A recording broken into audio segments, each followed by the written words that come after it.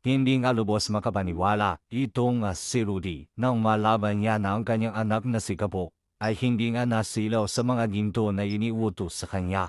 Kaya nabukas na nga ng pintuan itong si Rudy para aminin kay Gabo ang totoo hinggil sa tunay na nangyari noon. Dahil nga sa ginto ay nawalan na si Gabo ng mas maaga na ina na itong si Belinda sapagkat sinubukan ng nakawin mula sa kanya ang mga ginto ni Ricardo at Mariano. Dahil gipit na ang pagkakataon, ay dito nga sinabi ngayon ni Rudy na mas pinili niya na lamang ibigay ang mga bloke-bloking ginto kesa sa mapahama ang kanyang anak na si Gabo. Sa mga panahong yun ay tuluyan na nga ring nawala ng buhay ang kanyang inang si Melinda sa pag-aakala man na ito ang magiging kasagutan para mailigtas si Gabo. Ganun pa man, ay sising-sisirin itong si Ricardo.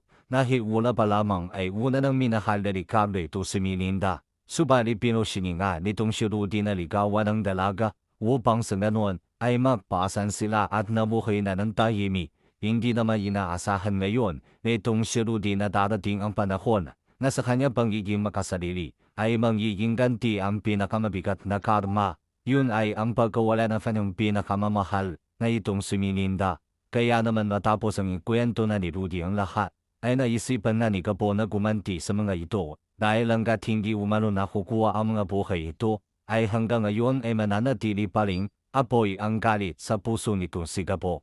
Hindi naman inaasahan ni Gabo na sa kanya pangigiganti ay meron nga siyang malalamang katotohanan sapagkat ang anak pala nito si Ricardo Jacinto ay ang babaeng paulit-ulit niya nang nakita noon na itong sa Samantha.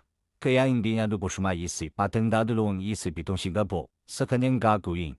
Ay labag rin sa kanyang kalooban ang gagawin niya pagkas nang dito kay Ricardo Bay alam niya na masasaktan na itong si Samantha.